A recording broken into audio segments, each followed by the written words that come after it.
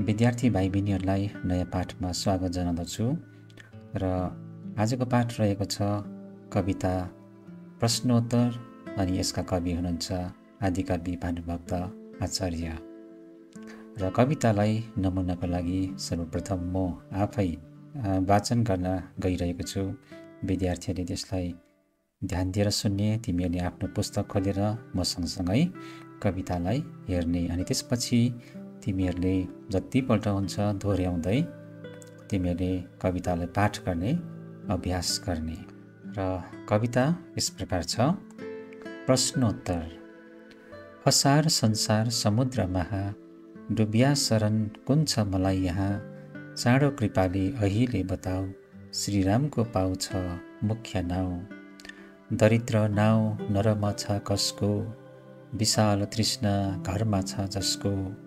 कुन हो धनी सब नरले कह्याको, सन्तोषले जो छ खुसी रह्याको। जिउँदै मर्याको भनी नाउँ कसको, उद्धम बिना वित्त छ काल जसको। अमृतसरी कुन छ भन्या निराशा, पासा कौन हुन् ममतै छ पासा। मृत्यु भन्याको भन आज कुन हो, अपयस भन्याको तिमी जान जुन हो। कुन हो सबैले गुरु मान्नु परन्या, जो हो हितैको उपदेश गरन्या।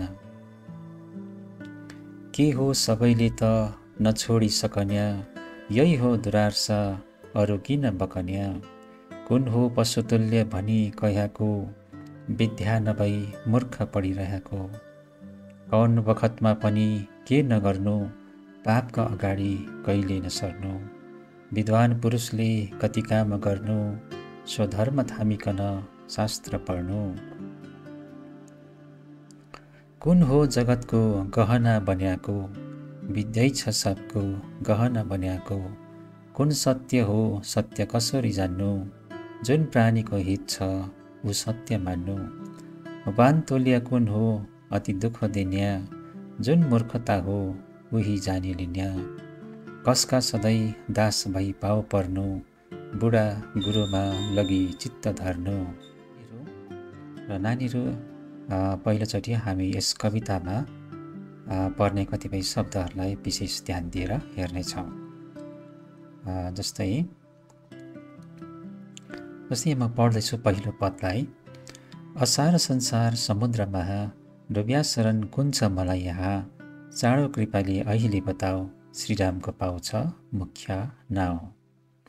र यहाँनिर प्रत्येक लहरको प्रत्येक वाक्यको अन्तिम शब्दको उच्चारण चाहिँ मिल्दैछ। यहाँनिर जस्तै समुद्र महामा, यहाँनिर समुद्र महा मलाई यहाँ, महा यहाँको उच्चारण मिल्दैछ। चाँडो कृपाले अहिले बताऊ, श्रीरामको पाउ छ मुख्य नाउँ, यहाँ बताऊ नाउँ पनि मिल्दैछ। त्यस्तै प्रकारले यहाँ पनि हेरौँ। दरिद्र नाउँ नरम छ कसको, विशाल तृष्णा घरमा छ जसको। यहाँनिर कसको र जसको को उच्चारण मिल्दैछ। कुन हो धनी सब नरले कह्याको, सन्तोषले जो छ खुसी रह्याको। यहाँ कह्याको रह्याको र यस्तो खालको उच्चारण मिल्ने शब्दहरू, यस्तो शैलीमा यस्तो ढङ्गमा लेखिएको कवितालाई चाहिँ लयबद्ध कविता भनिन्छ। इङ्ग्लिसमा राइमिङ वर्ड्सहरू भनिन्छ, नेपालीमा लयबद्ध शब्दहरू भनिन्छ। त्यसलाई श्लोकको ढङ्गमा पनि पढ्न सकिन्छ र पढ्दाखेरि राम्रो लय मिल्ने हुनाले, छन्द मिल्ने हुनाले पढ्नु सजिलो पर्छ। त्यस्तै प्रकारले अन्य शब्दहरू छन् यसरी। जिउँदै मर्याको भनी नाउँ कसको, उद्धम बिना वित्त छ काल जसको। यहाँ पनि कसको जसको। त्यस्तै प्रकारले अमृतसरी कुन छ भन्या निराशा, पासा कौन हुन् ममतै छ पासा। यहाँ निराशा यहाँ पासा उच्चारण मिल्दैछ। यहाँनिर मृत्यु भन्याको भन आज कुन हो, अपयस भन्याको तिमी जान जुन हो। यहाँ पनि हो यहाँ पनि हो। कुन हो सबैले गुरु मान्नु परन्या, जो हो हितैको उपदेश गरन्या। र यस्तै प्रकारले प्रत्येक पदको अन्तिम, यो हरफको अन्तिम उच्चारणहरू मिल्दैछ। यहाँ छ सकन्या, यहाँ छ बकन्या, कह्याको, रहेको, नगर्नु, नसर्नु, गर्नु, पढ्नु, बनियाको, जान्नु, मान्नु, दिन्या, लिन्या, दुःख दिन्या, जाने लिन्या, यो दुईटै सार्दा पनि हुन्छ अथवा दिन्या लिन्या मात्रै गर्दा भयो। पर्नु, धर्नु, र यी शब्दहरूलाई तिमीहरूले अभ्यासको लागि अथवा यसलाई अध्ययनको लागि तिमीहरूले खातामा सार्ने, यो शब्दहरूलाई मात्रै, यो लयबद्ध शब्दहरूलाई मात्रै खातामा लेखेर सूची पारेर यसलाई पढ्ने, अध्ययन गर्ने।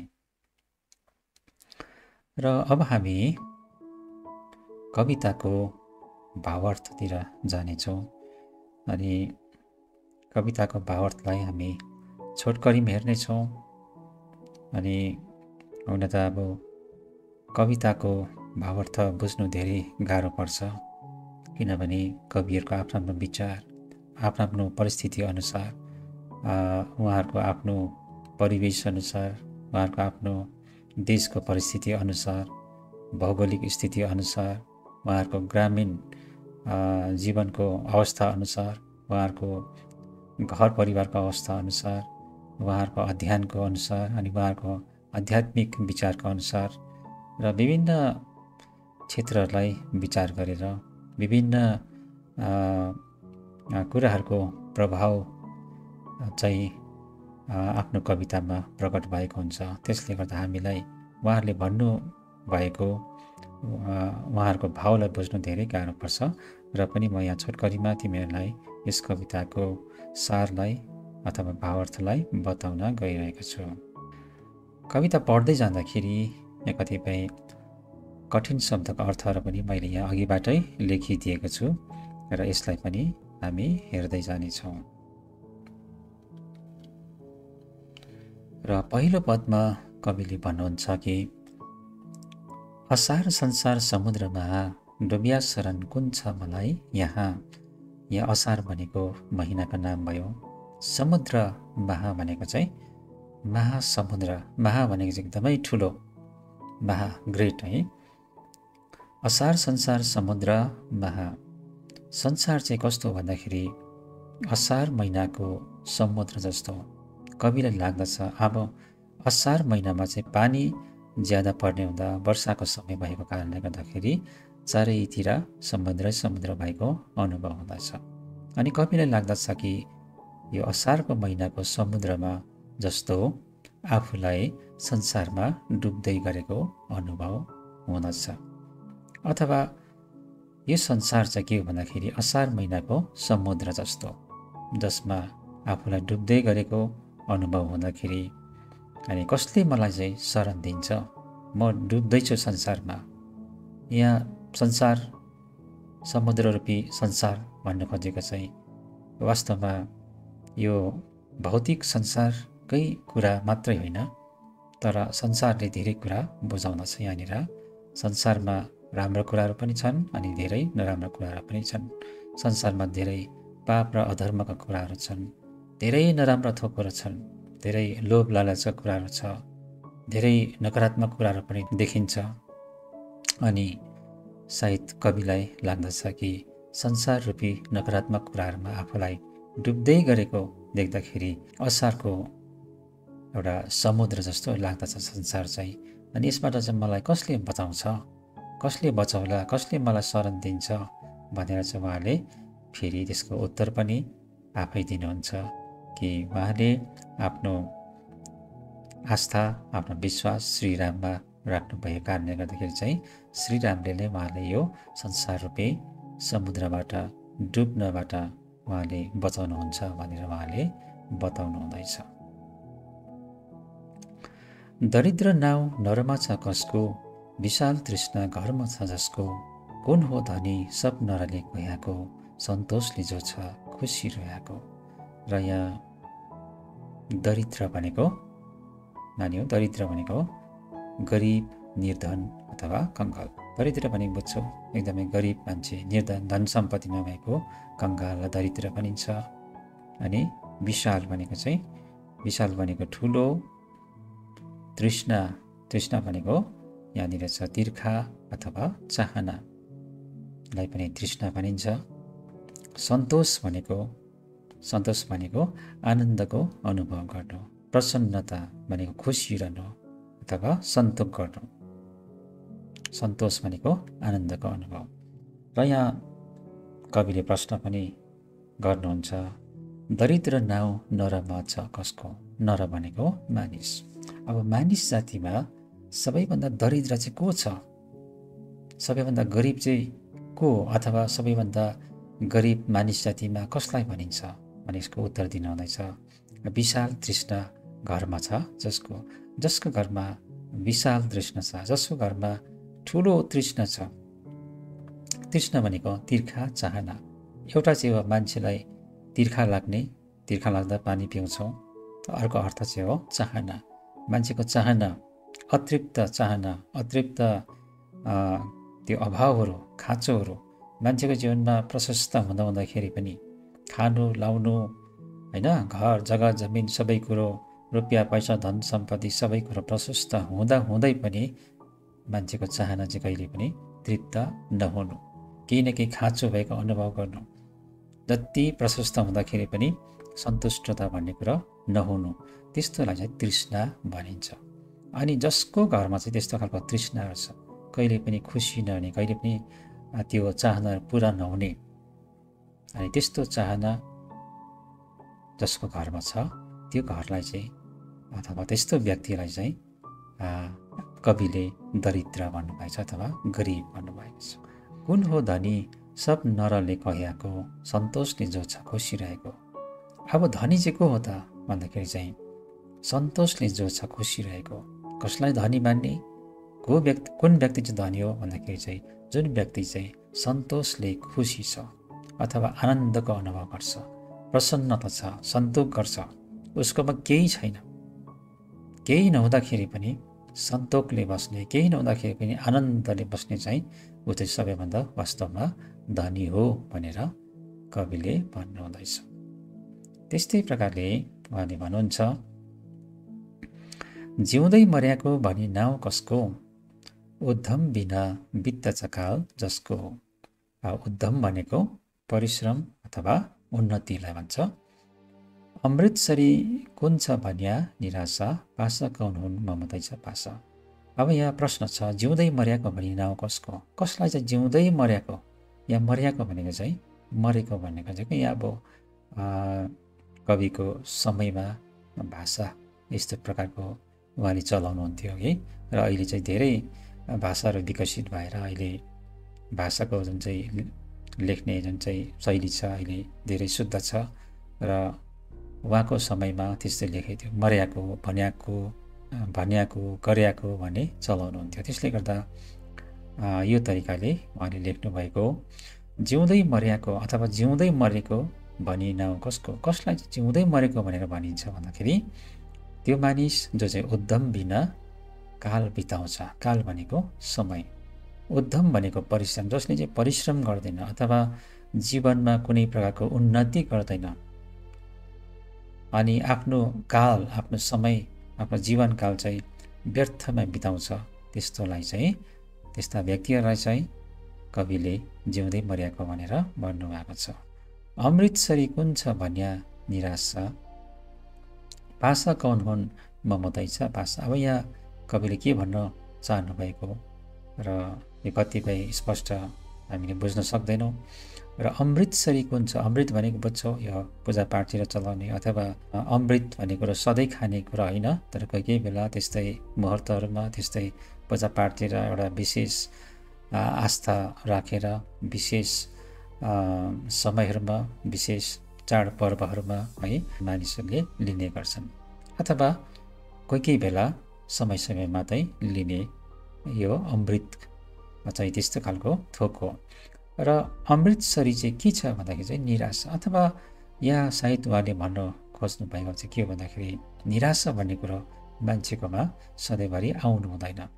कोही कोही बेला मान्छेको निराशा आउँछ, तर त्यो निराशा जब मानिसकोमा जीवनभरि आउँछ अथवा दिनौँ आउँछ, दिनौँ मानिस चाहिँ निराश भएर जिउँछ भने उसको के भनौँ उसको जीवन नै अन्धकारमा जान्छ अथवा जिन्दगी उसको जीवन नै एउटा असफलता भएर जाँदछ अथवा निराशाले चाहिँ मानिसलाई जहिले पनि अस्वस्थ बनाउँछ। निराशाले चाहिँ मानिसलाई असन्तुष्टता ल्याउँछ। निराशाले चाहिँ मानिसलाई बिरामी ल्याउँछ अनि त्यसले आफ्नो के भन्छ निराशाले चाहिँ कहिले पनि मान्छेलाई अघि बढ्नु दिँदैन।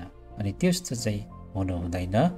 अमृतसरी भन्नु मतलब कोही बेलामा चाहिँ मान्छेको जीवनमा चाहिँ निराशा भन्ने कुरा हुनुपर्छ, तर अरू समयमा चाहिँ सन्तुष्ट चाहिँ रहेर बाँच्नुपर्छ। सायद मलाई यस्तै लाग्दछ यो अर्थहरू। पासा कौन हुन्? ममतै छ पासा। अब पासा भनेको वास्तवमा यसको अर्थ चाहिँ छ जुवाको खेलमा कौडीको बदली चलाइने लाम्चो गोटी अथवा पासो पनि भनिन्छ। जुवा खेलमा अब यो खेल्नेहरूलाई याद हुन्छ, जुवाको खेलमा कौडीको बदली चलाउने कुनै एउटा गोटी जस्तो लाम्चो गोटीलाई चाहिँ पासा भन्दो रहेछ। यहाँ पासा के हो भन्दा चाहिँ ममतै छ पासा, तर यो मिल्दैन। यहाँनिर खेलको कुराहरू आएको छैन। अनि यहाँ चाहिँ भौतिक कुराहरू भन्दाखेरि पनि कविले चाहिँ यस कवितामा चाहिँ विशेष गरी नैतिक शिक्षा दिनुभएको कारणले हामीले त्यही दृष्टिले अथवा त्यही विचारले चाहिँ त्यही भावमा हामीले कवितालाई बुझ्नुपर्ने हुन्छ। र यहाँ यो गोटी भन्दाखेरि पनि यसलाई हामी अर्को अर्थ चलाउन सक्छौँ, पासो भन्ने है, पासा अथवा पासो। यसलाई सायद छन्द मिलाउँदाखेरि कविले यसरी पासा लेखेको हुनसक्छ। पासो भनेको ओछ्याउ है, पासो ट्र्याप भन्छ इङ्ग्लिसमा। अनि पासोमा परेपछि पशु प्राणी चराचुरुङ्गीहरू मर्छ। अनि पासा चाहिँ कौन हुन् अथवा पासा के हो भन्नु त पासो के हो मान्छेको जीवनमा भनेर कविले यसको उत्तर दिनुहुँदैछ। ममतै छ पासा। ममतै भनेको चाहिँ ममता भनेको माया प्रेम, ममतै भनेको चाहिँ माया नै पासा हो भनेको, अथवा संसारको माया मोह, संसारको माया मोह चाहिँ के हो भन्दाखेरि एउटा पासो जस्तो हो, पासा जस्तो हो अथवा पासो जस्तो हो। अनि त्यसमा संसारको माया मोहमा पसेपछि मानिसहरू हत्तापत्ता निस्कन सक्दैन। त्यो चाहिँ एउटा पासो, त्यो चाहिँ एउटा ट्र्याप जस्तो हो भनेर कविले भन्नुहुँदैछ। मृत्यु भनिएको भन आज कुन हो, अपयस भनिएको तिमी जान जुन हो। त्यसरी नै अर्को प्रश्न छ, मृत्यु भनेको के हो?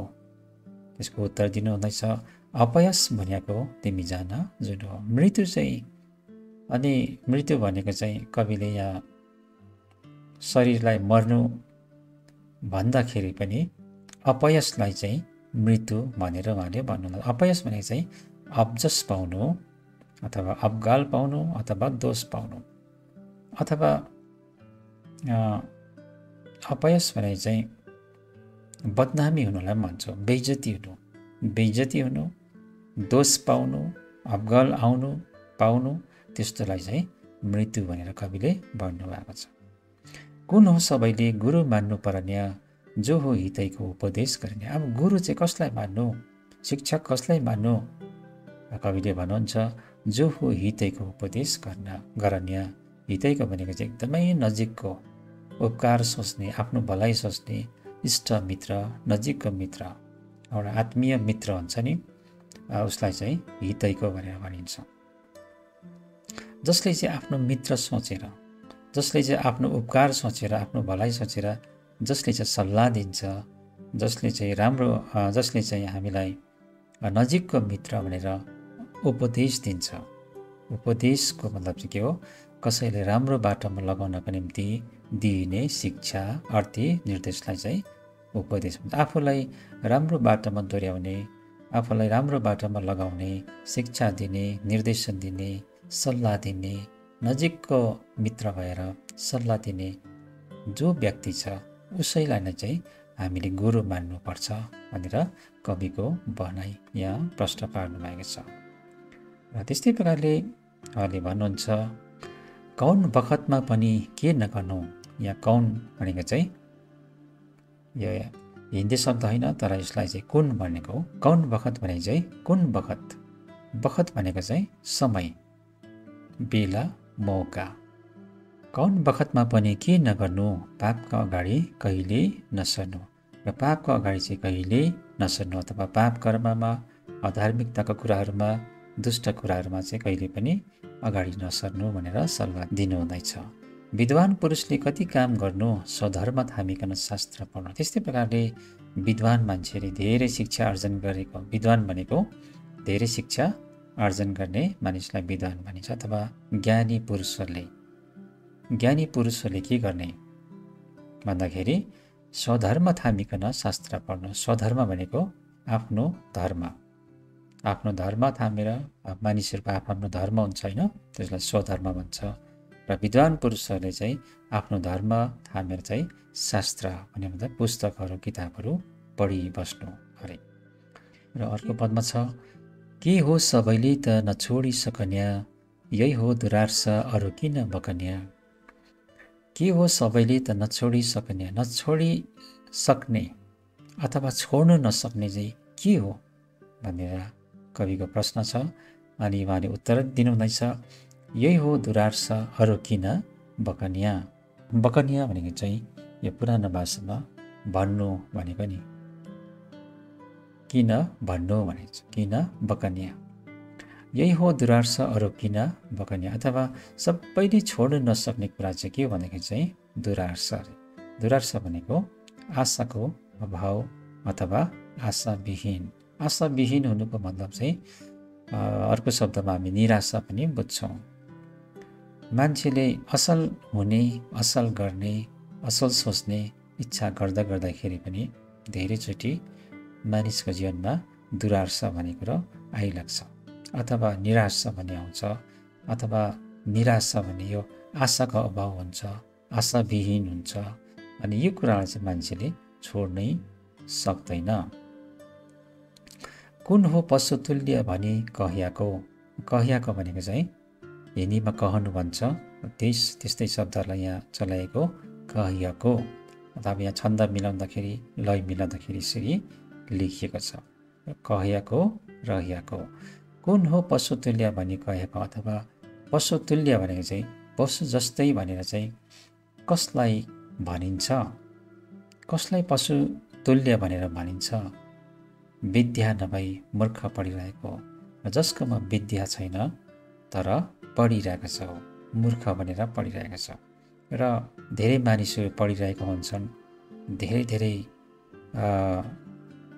उच्च शिक्षाहरू पनि पाइरहेको हुन्छ, पढिरहेको हुन्छ, अध्ययन गरिरहेको हुन्छ।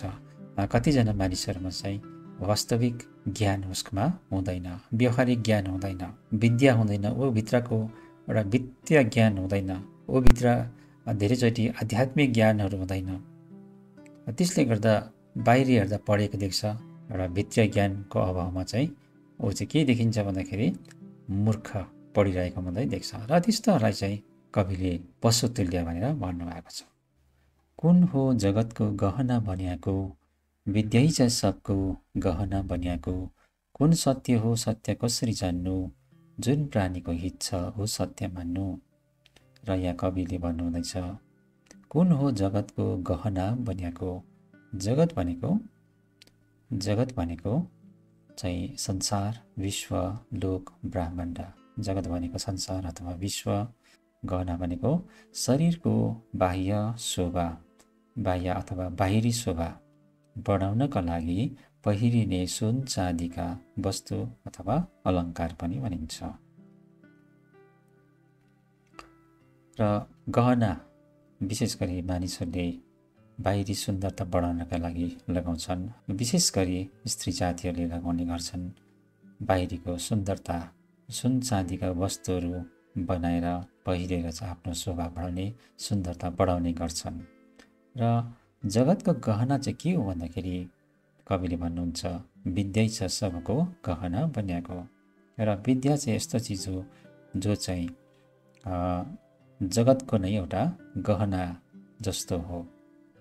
अथवा संसारमा विद्या छैन भने, ज्ञान छैन भने, बुद्धिका कुराहरू छैन भने संसार कस्तो हुन्छ भन्दाखेरि गहना बिनाको संसारको सुन्दरता नै हुँदैन। अथवा विद्या छैन भने संसारमा धेरै अँध्यारो छाउँछ, राम्रो कुराहरू हुँदैन है।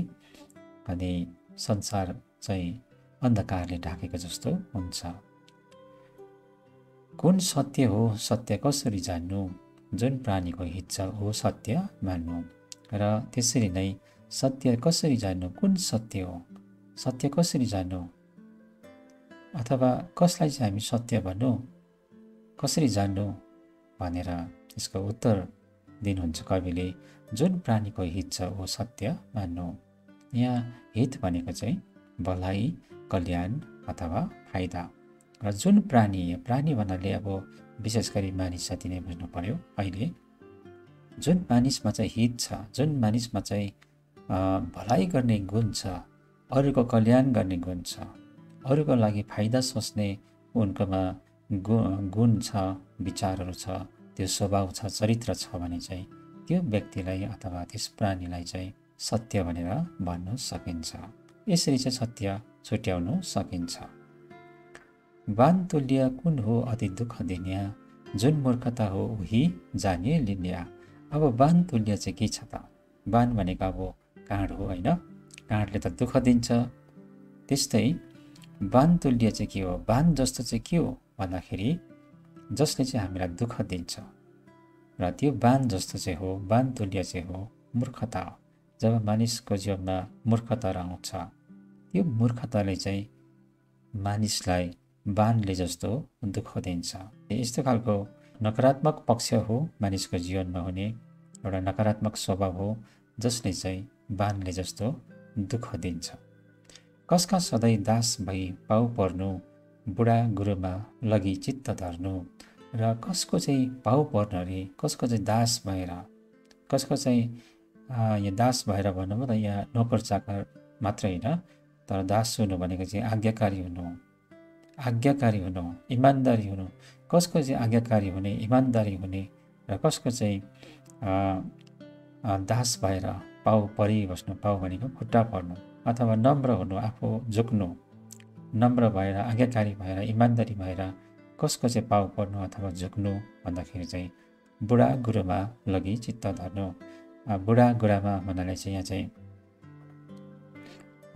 अनुभवी मानिसहरू, बुढा बुढी मानिसहरू है, एकदमै पाका मानिसहरू भयो, अनुभवी मानिसहरू, ज्ञानी मानिसहरू भयो, गुरु गुरुआमाहरू भयो, जसले चाहिँ आफूलाई ज्ञान दिन्छन्, जसले चाहिँ आफूलाई शिक्षा दिन्छन्, जसले चाहिँ आफूलाई राम्रो बाटोमा हिँड्नको लागि असल मार्गहरू बताउँछन्, असल बाटोहरू देखाउँछ, असल निर्देशनहरू दिन्छन्, शिक्षा दिन्छन्।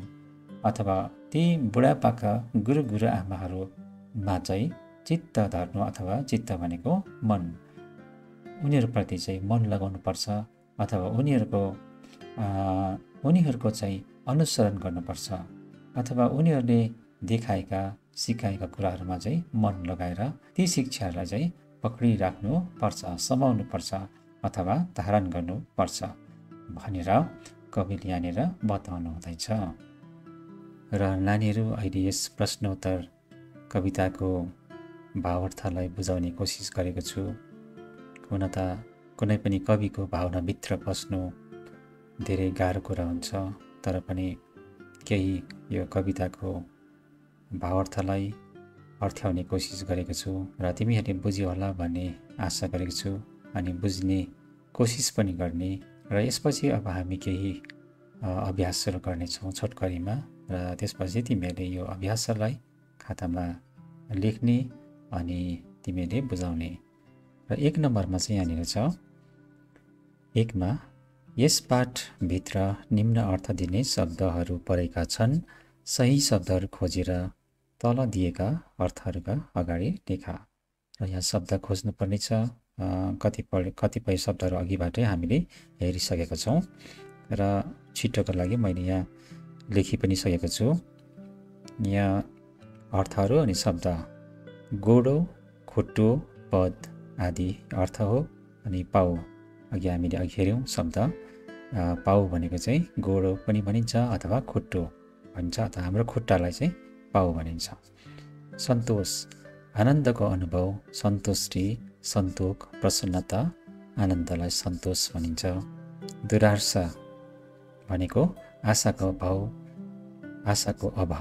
कुनै भौतिक चाहनाबाट निवृत्ति हुने काम, वैराग्य आदिलाई दुरार्थ भनिन्छ। यो अघि हामीले हेऱ्यौँ। अनि त्यस्तै प्रकारले घमा छ कसैलाई राम्रो बाटोमा लगाउन धर्म, नीति र ज्ञान सम्बन्धी असल असल कुरा सिकाउनका निम्ति दिइने शिक्षा, अर्ती, निर्देश आदिलाई उपदेश भनिन्छ। उपदेश अथवा इङ्ग्लिसमा चाहिँ मोरल एडुकेसन भनिन्छ। उपदेश। अनि संसार भनेको विश्व, ब्रह्माण्ड, लोक, दुनियाँ आदिलाई संसार भनिन्छ। यो कवितामा अघि पायौँ। अनि शरीरको बाह्य भनेको चाहिँ शरीरको बाहिरी रूप। शरीरको बाह्य भनेको शरीरको बाहिरी रूपलाई बाह्य भनिन्छ। यसको पनि लेखिदिउँ। बाहिरी रूप। बाह्य भनेको चाहिँ बाहिरी रूप। शोभा। शोभा भनेको इज्जत भन्छौँ नि, होइन? शोभा बढाउनको लागि पहिरिनेलाई गहना भनिन्छ। गहना पहिरिँदाखेरि शरीरको बाहिरी रूपको शोभा भनेको चाहिँ सुन्दरता पनि भनिन्छ। शोभा भनेको सुन्दरता। सुन्दरता बढ्छ नि, होइन? यो गहना लाउँदाखेरि। र त्यो भनेको निर्धन, कङ्गाल, गरिबलाई दरिद्र भनिन्छ। र यो भयो शब्द र शब्दको अर्थहरू भयो। 2 नम्बरमा हेर्नेछौँ। यहाँ चाहिँ छ निम्न शब्दहरूलाई वाक्यमा प्रयोग गर। यहाँ शब्दहरू दिएको छ, यसलाई वाक्यमा प्रयोग गर्नुपर्छ। उपदेश। उपदेश, दरिद्र, जगत, पाउ, निराशा, सन्तोष, गहना। र यहाँ केही शब्दहरू दिएको छ, यसलाई वाक्यमा प्रयोग गर्नुपर्छ र आफ्नो वाक्य बनाउनु पर्ने हुन्छ यहाँनिर। अनि म यहाँ केही 1-2वटा नमुनाका लागि दिनेछु। उपदेश, दरिद्रहरू छ कि यसलाई वाक्य बनाउने। र वाक्य बनाउँदाखेरि आफ्नो वाक्य बनाउने। जस्तै म यहाँ उपदेश लेख्दैछु। उपदेशलाई वाक्य बनाउँदाखेरि जस्तो पनि बनाउन सकिन्छ। अघि उपदेशको हामीहरूले अथवा हामीले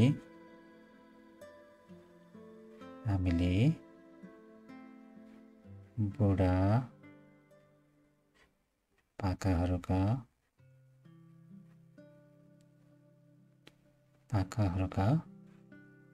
उपदेश सुन्नुपर्छ।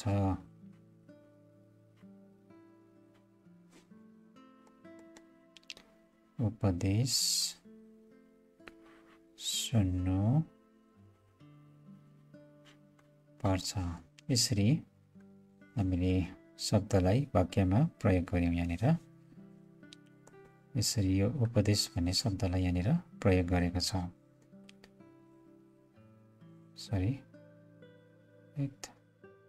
उपदेश भन्ने शब्दलाई यहाँ प्रयोग गर्यौँ। त्यस्तै प्रकारले अर्को थियो दरिद्र। अघि दरिद्रलाई हामीले बनाउन सक्छौँ वाक्य। सजिलो वाक्य बनाऊ।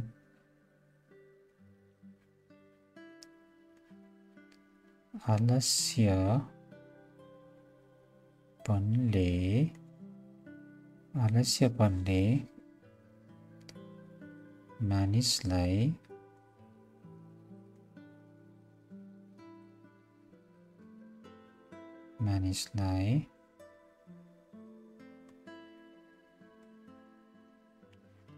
दरिद्र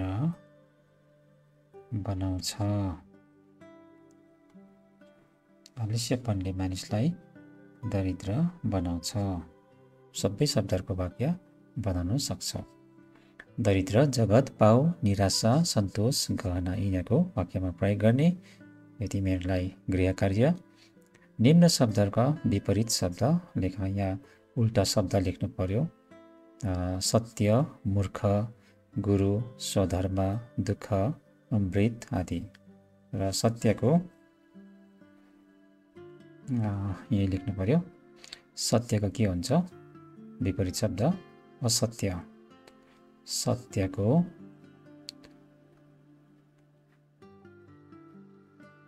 सत्यको असत्य, मूर्खको मूर्खको मूर्खको ज्ञानी, यसरी लेख्न सक्छु। गुरुको के हुन्छ? गुरु भनेको टिचर, गुरुको शिष्य, गुरुको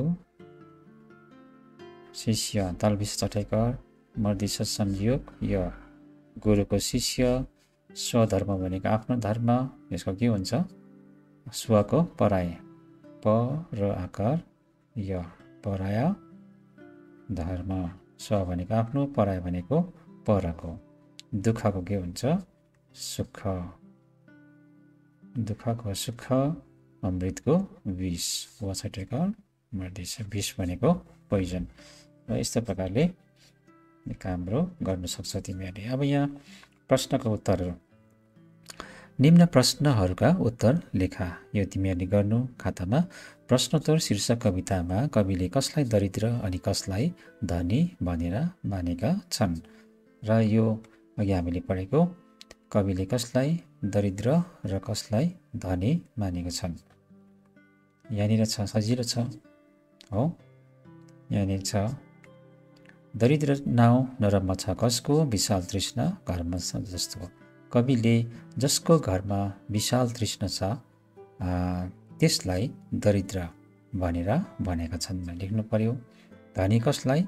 जो सन्तोषले सधैँ खुसी रहन्छ ती मानिसलाई चाहिँ कविले धनी भनेर भनेका छन्। कुन हो धनी? सपनाहरूले कहिएको, सन्तोषले जो छ खुसी रहेको। यहीँनिर पाइहाल्छ। यो यहाँनिर यो पढेपछि सबै प्रश्नको उत्तरहरू यहीँ पाइहाल्छ। अनि हामीले हेर्नुपर्ने अर्को छ, संसार रूपी पार गर्ने साधन के हो? संसार रूपी पार गर्ने, संसारदेखि पार गर्ने, संसार रूपी समुद्र, संसार रूपी समुद्र पार गर्ने साधन कविले कसलाई मानेका छन् भन्दाखेरि श्री रामलाई मानेका छन्। साधन श्री राम हो भनेर लेख्नु पर्यो। यस कवितामा कविले के गर्नु अनि के चाहिँ नगर्नु भनी भनेका छन्। कविले यहाँ के गर्नु भनेका छन् त्यहाँ हेर्नु पर्यो। कविले के गर्नु, कौन बखतमा पनि के नगर्नु, पाकमा अगाडि कहिले नसर्नु, पाकमा अगाडि कहिले नसर्नु, अनि स्वधर्म थामेर शास्त्र पढ्नु। यहाँ के नगर्नु के गर्नु भनेर यहाँनिर यो पदमा यसको प्रश्नको उत्तर पाउनेछौँ भने राम्रो पढ्नु अनि यसको उत्तर लेख्नु। त्यहाँदेखि छ, अङ्गमा कविले कसलाई पशुतुल्य हो भनी मानेका छन्? र कविले पशुतुल्य कसलाई मानेका छन् भन्दाखेरि पशुतुल्य कविले यहाँ छ, कविले पशुतुल्य कसलाई भनेको छ? कुन हो पशुतुल्य भनी, कुन हो पशुतुल्य भनी कहिएको, कुन हो पशुतुल्य भनी कहिएको? विद्या नभई मूर्ख पढिरहेको। विद्या बिना मूर्ख पढि अथवा विद्या नलिकन, विद्या नभइकन जो मानिस पढिरहन्छ उसलाई चाहिँ पशुतुल्य भनेर कविले भनेका छन्। अनि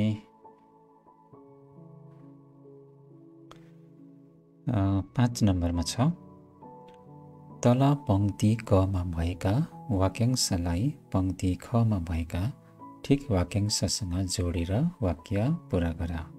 यहाँ वाक्यांशहरू दिएको छ। वाक्यांश भनेको चाहिँ वाक्यको अंश, वाक्यको अंशलाई वाक्यांश भनिन्छ, पार्ट अफ अ सेन्टेन्स। र यहाँ तल दिएको छ त्यसलाई ठिक वाक्यांश मिलाएर लेख्नुपर्छ। अथवा इङ्ग्लिसमा हुन्छ चाहिँ कलम ए कलम बी भनिन्छ नि हैन। यहाँनिर छ, सारा जगतको गहना नै, यहाँ मिलाउनुपर्छ, सारा जगतको गहना नै विद्या हो। यहाँ क को यहाँनिर मिल्छ, सारा जगतको गहना नै विद्या हो। विद्वान पुरुषले के गर्नुपर्छ यहाँनिर? विद्वान पुरुष सबैले गुरु मान्नुपर्छ, बानले जतिकै दुःख दिन्छ विद्या हो, आफ्नो धर्म थामेर शास्त्र पढ्नुपर्छ, ऊ जिउँदै मरेको बराबर हो। यसमा कुन चाहिँ मिल्छ? विद्वान पुरुषले यहाँनिर आफ्नो धर्म थामेर शास्त्र पढ्नुपर्छ, यो ठिक हुन्छ। गमा छ जसले, यो भयो जसले केही प्रगति नगरी जीवन बिताउँछ। प्रगति भनेको उन्नति। जसले केही प्रगति नगरी जीवन बिताउँछ, यो ऊ जिउँदै मरेको बराबर हो। गको यहाँ मिल्छ। त्यस्तै प्रकारले आफ्नो कल्याणको निम्ति उपदेश दिने व्यक्तिले, कल्याण भनेको भलो हुनु, भलाइ गर्नु, आफ्नो कल्याणको निम्ति उपदेश दिने व्यक्तिलाई यहाँनिर सबैले गुरु मान्नुपर्छ। क ख ग घको यहाँनिर गुरु मान्नुपर्छ। अङ्गमा छ मूर्खताले मानिसलाई बाणले जतिकै दुःख दिन्छ। वानले जतिकै दुःख दिन्छ, र यो भयो। र अब व्याख्या चाहिँ म पछिबाट तिमीहरूलाई वाट्सएपतिरै सिकाउनु पर्यो, यहाँ अलिक समय बेसी लाग्छ। र अर्को छ, हामी यो सकिहालौँ छोटो छोटो। 7 नम्बरमा छ निम्न शब्दहरूलाई विशेषण बनाऊ। मूर्ख, पाप, धर्म, दास, धन, सत्य। यसलाई हामी बनाउनेछौँ। मूर्खको मूर्खता हुन्छ, मूर्खता, मूर्खको मूर्खता, पापको पापी, पापको पापी, धर्मको धार्मिक, धार्मिक, दासको दासत्व, दासको दासत्व, धनको धनी, अनि सत्यको सत्यता। र यी भयो विशेषण भयो। यसलाई तिमीहरूले खातामा सार्ने। त्यस्तै यो भयो। र 8 नम्बर डबल भाइ छ। तलका खाली ठाउँमा एउटै शब्द लगाएर पुरा गर। एउटा शब्द लगाउनु पर्यो कविताबाट छानेर। जसको घरमा विशाल तृष्णा छ त्यो ड्यास हो। जसको घरमा विशाल तृष्णा छ त्यो के हो? दरिद्र हो। द र छटाइकर द्र, द र संयोग, द र संयोग, दरिद्र। जसको घरमा विशाल तृष्णा छ त्यो दरिद्र हो। ड्यास पुरुषले स्वधर्म थामेर शास्त्र पढ्नुपर्छ। कस्तो पुरुषले? विद्वान। व छटाइकर द, व संयोग, आकार दन्तिन। विद्वान पुरुषले स्वधर्म थामेर शास्त्र पढ्छन्। जो सन्तोषी र खुसी छ ऊ सबैभन्दा धनी हो। धनी हो। ड्यास भनेको मृत्युको अर्को नाम जत्तिकै हो। यसलाई भनेको चाहिँ मृत्युको अर्को नाम अपयस। अपयस